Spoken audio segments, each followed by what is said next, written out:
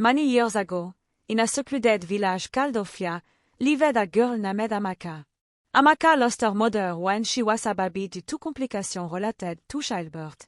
Amaka's father, Musa, remarried when Amaka was 4 to Mariam. Mariam eventually gave birth to a daughter, Awa. Amaka was delighted to have a little sister and wanted to be everything a big sister should be, but Mariam prevented her from getting close to Awa and constantly reminded Amaka that she had no mother. Amaka would cry and report this to her father, Musa, who could not do much because Mariam had completely taken over the household. Years passed, and the girls grew into beautiful young women, but Mariam's cruelty also grew, seemingly twofold. Mariam ensured that Amaka did all the chores, including going to the farm to fetch firewood, to the stream for water, and she was given little food, while Awa stayed home doing nothing, enjoying all the available treats. Musa regretted remarrying. He quickly developed high blood pressure, which, due to the constant worry, eventually caused his death. Amaka was left alone in the cold world as orphan and was treated extremely poorly by Mariam and Awa. The selection. The Prince of Ofiya had been away from the village since the age of 6 for his primary, secondary, and tertiary education abroad. It was time for him to return home, as the custom of Ofiya was to select a wife for the future king. The king's trusted secretary, Issa, was tasked with choosing 6 beautiful young girls who would stay at the palace upon the prince's return for a period of 2 months. Issa selected Awa, Amaka, and 4 other beautiful young women from the village. They all began to prepare themselves to look beautiful, for who knew, the prince might decide to marry one of them and make her the future queen of Ofiya. Mariam decided to pump Awa's skin so it would shine like a mirror. She bought various skincare products and ensured Awa never missed any of her routine. Awa's skin became a fresh as milk, a complexion one could easily describe as radiant. Amaka, meanwhile, was given more work and was ordered to bath only once every 2 days so that she would look sickly, withered, and unpresentable before the prince, leading to her immediate exclusion. Salima's warning. One of the villagers named Salima noticed what Mariam and Awa were doing to Amaka. She confronted them. Mother and daughter, what you are doing to Amaka is totally wrong and unacceptable. The world is a vicious and unpredictable circle. This girl's future is unknown to you, and it could be brighter than your daughter's. Please, turn away from this wicked treatment before it is too late. God forbid. Mariam retorted. My daughter's future is secured, and Amaka will never measure up to her. Awa told Salima, it's obvious you don't wish me well, so please leave now. Oh, replied Salima. Let the earth, the trees, and all that surround us be witness that I have warned you. A prayer and a cruel blow. There was one day left before the selected girls were to go to the palace. Amaka was overjoyed because, finally, she would be freed from work for 2 months and would have access to good food and daily bath. Confined within the walls of her room, she offered a small prayer, tears streaming down her cheek. Lord, I entrust those who are pregnant into your hand. May they not die, leaving their children in this cold world. Keep them alive to raise their children, and may their children not end up like me, Amaka, who works from morning till night without food and only bath once every 2 days. No good cloth, no good shoes, no friends, no father, no mother. Just me. She paused and cried for a long time, then concluded her prayer. May your will for my life be done. I move to the palace tomorrow. The day arrived. Awa had packed all her beautiful clothes, jewelry, and skincare products in her trunk, while Amaka had neither a trunk nor good clothes to take. She decided to go with what she was wearing, as the only important thing for her was leaving the house. As soon as she stepped out to join Awa, Mariam ordered her to go back inside. For the first time, Amaka questioned her order and asked, "Why?" Mariam replied with a violent slap. "So? You want to go to the palace to tell them you work from morning till night without being fed, and that you wear only one dress, just to make them believe they don't take care of you? Or which?" Amaka said, "Mother, please." Mariam interrupted her. "I am not your mother. Your lazy, weak mother is in the grave. If you have something to say to your mother, then find her tombée. She then turned to her doctor, Awa, and said, when they ask you where Amaka is at the palace, just tell them she said the king, the prince, the elder, and the people of Ofiya can all go to hell, that she's not interested. Awa told Amaka, oh, poor girl, try to have a mother in your next life. She then picked up her trunk and left for the palace. Amaka's hope of leaving home was shattered, and for the first time, she felt like ending her life right there. She couldn't find anything to execute her thoughts. Salima intervened. At that moment, Salima appeared on the scene and asked what had happened. Nothing happened, madame. Go home, Mariam said. Salima turned to Amaka and asked why she was still at home and not dressed when her peer had already arrived at the palace. Amaka found the courage to tell Salima how her stepmother had forced her to stay, how she worked from morning till night with little to no food, and how she was forced to bath only once every 2 days, and that what she was wearing was the best of all her clothes. Salima turned to Mariam and said, Woman, where is your conscience? You were supposed to be a PR of support, a guide, and a mother to this young girl whom life has not favored, but you decided to be her nightmare. How do you sleep at night knowing that you live under the same roof with someone who hasn't eaten or bathed? Oh, Mariam, she is a child of your own kin. At that point, Amaka was so broken that she told Salima, Please, madame, how can he die now? Because he can't continue living in this miserable world. Never say that again, Salima said. You are a child of destiny, and no matter what Mariam and our plan to do, you must fulfill your FATE. She then turned to Mariam and said, If you don't let her go immediately, he will personally report you to the king, and your doctor Awa will be expelled, and you will both be severely punished. Mariam had no other option but to let Amaka join the other young girls at the palace. She made sure Amaka took a full bath and gave her some of her doctor's clothes. Amaka was very grateful and went to the palace. Arrival at the palace. Upon reaching the palace, the gate was closed, and Amaka knocked gently. The guard opened the door and questioned her. Please, don't send me away, she pleaded. My stepmother tried to stop me, but somehow, God intervened for me. The guard said, Wait a moment, because the king has already met the other guest, and if he sees you later among them, he will be severely punished. Just give me a few seconds to discuss it with him. The guard went to the king and said, Your Majesty, there is a young girl at the gate. She says her stepmother delayed her. The king said, He was told the girls were not complete. You may let her in. The guard returned to Amaka outside and said, You are very lucky. The king has ordered you to join the other guest. Amaka was grateful to God for being saved from trouble with her stepmother, at least. The king had ordered that the girls be housed to her room, so Amaka was placed with Zara. She was so happy to finally find a home outside the Lyon where she was born. A meeting was held for the girls to introduce themselves to the palace maid. Awa started, followed by Zara, Ojeshi, Fatou, Joma, and finally, Amaka. The king did not disclose the reason why he wanted them to be to her room, so he secretly installed camera in their rooms and at strategic points in the palace. A week passed, and the girls behaved well. However, their true character was revealed starting in the second week during their morning routine. Amaka excelled brilliantly because she was used to working alone. Awa was so jealous that she decided to do something that would get Amaka expelled from the palace. Amaka, for her part, avoided Awa and obeyed all instructions because she did not want any trouble. She almost never reminded, as she had not been raised that way, so she sometimes found herself in the kitchen helping the maid cook and wash dish.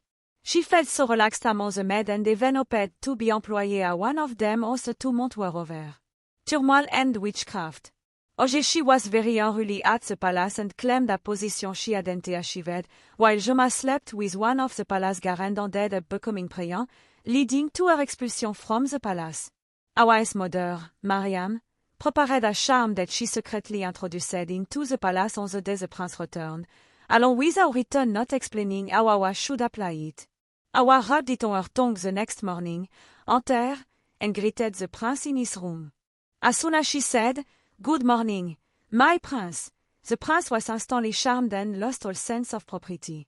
The same charm caused all the young girls to start behaving strangely, except for Amaka, who was not competing with anyone. Awa was so happy that the charm worked and automatically began behaving like the Queen of Ofiya, giving order to everyone with the princess' full support. Amaka's choice. Amaka and the palace guard commander became so close that she told him her life story. She saw how the other young girls were behaving and how everything had become a competition hour, and she discussed with the commander her desire to meet the king, to tell him that she wished to withdraw voluntarily and also ask to be employee Ahmed at the palace. The commander said, "Please don't leave. You are such a good girl, a beautiful, well-mannered young woman. If he were rich, he would immediately pay your dowry to have you all to himself." Amaka looked and said, "You don't need to be rich for me to accept your proposal. If you ask me to marry you, he will accept. We will both work here at the palace, save money, and then resign to build our future together." "Are you serious?" the commander asked. "Yes, I am," Amaka replied. "Are you saying this because you are looking for a way to escape your stepmother?" the commander asked. "No. That would be jumping from the frying pan into the fire, because marriage is sacred and a lifelong decision that must be based on dedication and humility, and all those qualities that you possess will create a conducive family atmosphere for any woman." Just as they were talking, the other young girls started their usual argument, and the commander had to go to the scene to calm them down. The king is inside. Later that day, Amaka went to see the king and said, "Long live the king. Please, your majesty, allow me to withdraw voluntarily from this competition." "But why?" the king asked. Amaka said, "I am not fit for the prince of Ofiya. I am just a poor orphan who has been exposed to a hard life and has nothing in common with the prince. Please employ me as one of the palace maids, as that is where I feel I belong, to earn my living and build something from my destiny." The palace guard commander entered and was surprised to see Amaka with the king. Then the king mentioned everything Amaka had said. The commander turned to Amaka, surprised, and said, "I thought we discussed this, and he told you not to give up." Amaka replied, "With the turn of events, someone could die here because this has turned into a war." The king then said, "Return to your room immediately. I will give you an answer later." The commander pleaded with the king never to approve Amaka's request because she was the best among the other young girls. The king smiled and nodded in approval because he was fully aware of what was happening in the palace thanks to the secret camera. The king ordered the guard to gather all the guests for a closer meeting. His Majesty thanked all the girls for agreeing to stay at the palace so far and expelled Joma and Ojeshi for their immoral act in the palace. They denied it, but the king gave them the date and times when it happened and said, "You cannot become the future queen with such an attitude because you would bring shame to the royal house." They were escorted out of the palace by the palace guard. So, Awa, Amaka, Zara, and Fatu were asked to return to their rooms. Amaka was disappointed that the king had not considered her request. She was tired of everything and just wanted to stay with the maid to start a new life. The mother and doctor explore. Mariam sneaked into the palace and found her doctor in a corner of the palace, an hour they were being watched by a camera. She asked, "Awa, my doctor, is the charm you used on the prince working?" Awa exclaimed, "It's working perfectly." She told her mother how she had been behaving like the Queen of Ofiya with the prince's full support and how she had served the prince almost every night. Mariam, her mother, then said, "So you mean he should go home and start practicing to become the future mother of a prince?" "Yes, oh mother," Awa replied. They looked, and Awa said, "That girl, Amaka, will live in hell on earth because she will be my personal maid when I am finally crowned queen." Mariam said, "A trap set is a trap set, and when he become a royal mother-in-law, that Salima will receive a lesson that in her next life, she will learn to mind her own business." Awa told her mother to leave the palace immediately before anyone heard their conversation. The final days. The charmed prince announced that he had made his choice and that Awa was the one he had desired and the only one who thrilled him.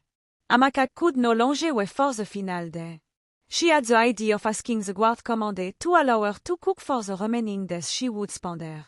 She hoped the king would automatically consider her request when he tasted her meal. The guard commandant, who did not know Amaka's intention, did not hesitate to grant her wish. The king and the prince could not deny that the meal served at the palace tasted different, with everything in moderation. The king asked if a new cook had been hired without his approval. The guard commandant replied, "No, your majesty." Amaka was the one who cooked, and she was also the mind behind some of the small decorations in the palace. The king was impressed and was 100% assured that Amaka was the ideal queen for the prince. He asked the prince what he thought of Amaka, and the prince replied, "Amaka is not my kind of woman. I have already made my choice, and it is final." Awa was uncomfortable with the three remaining young girls, Zara, Amaka, and Fatou. She therefore thought of doing something radical to have them expelled before the end of the competition so that she would automatically be declared the winner. She sought a fight, but Zara and Fatou were so weak that they avoided her completely. But Fatou fell into the trap, and the prince became so furious that he said, "You dared to fight with my wife. Who gave you this audacity?" And he ordered the guard to throw her out of the palace. Awa was so happy to lead the competition, and 2 days remained before the end of the palace stay. Amaka returned to see the guard commandant and said, "I sincerely want to thank you for being a friend." The guard commandant also appreciated that she was a good girl. Amaka then asked, "Can you do me a favor?" "Why not? What are friends for?" the guard commandant replied. Amaka continued, "Please, help me again to relay to the king my wish to be employed as one of the palace maids. We have 2 days left, and honestly, I don't want to go back home because my stepmother will kill me this time. I prefer to stay here, even if Awa is crowned the future queen of Ofiya, because there will be a limit to what I can suffer. Please, do this for me, I beg you." The guard commandant said, "Wipe your tears, my friend. I will do everything possible to secure that job for you. I don't want to lose you, Ether, and I wouldn't be at peace if you return knowing that your paternal home is not a safe place for you, and knowing what you have endured at the hands of that wicked woman so far. Thank you very much. I promise not to disappoint you when I am finally employed," Amaka said and returned to her room. The revelation ceremony. The day arrived, and all the villagers gathered at the palace to witness the selection ceremony for the future queen of Ofiya.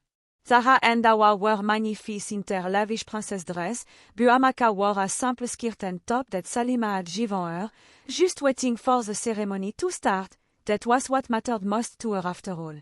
The king addressed his people and said, "We all know that 6 girls were selected by Issa, the palace secretary. 3 have been expelled, and these 3 have made it to the final. Although the Prince H.A.S. made his choice, as a custom of the village of Ofiya require, the prince must declare it in the presence of all the villagers." All the villagers replied, "That is true, your majesty." The king continued, "As we all know, the Prince of Ofiya was sent abroad when he was only 6 years old after the death of my wife, and I know that since his return to the palace, most of you have not seen him, and I also know that most of you cannot even recognize him if you cross paths with him. So, my people, allow me to introduce the Prince of Ofiya." The villagers began to applaud, and they said, "Baldekini, the prince of this land." Everyone was shocked to see the palace guard commandant.